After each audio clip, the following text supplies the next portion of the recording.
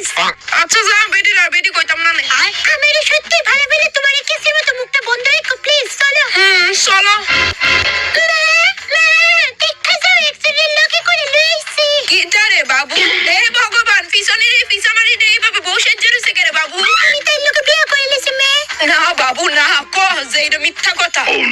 না মা, এটা 100% হাসা কথা। কিন্তু তুমি চিন্তা করো না, তাই তোমার ঘরে সব কাজ করতে হেল্প করে দিব। তোরে বোধহয় এই কথাটা আমি স্বপ্নে কয়ে গেছিলাম না? করবো না করাইবো এটা তো তাইলে দেখাই বোঝা যাইতাছে। বাবু তুই তাইলে সুজাই বাড়ি জিজ্ঞা। দেখেন শাশুড়ি মা, আমি আপনার ছেলের ভালোবাসা আমার সবকিছু চাইলে এখানে আইছি। আর এই বাড়িতে আপনার ছেলের অনেকটা অধিকার আছে। এই বাড়ি আর যত জায়গা জমি আছে সব বিশালের বাবা তার বড় মেয়ে বিশাখার নামে কইরা দিয়া গেছে। ইডির মধ্যে একটুও তার অধিকার নাই।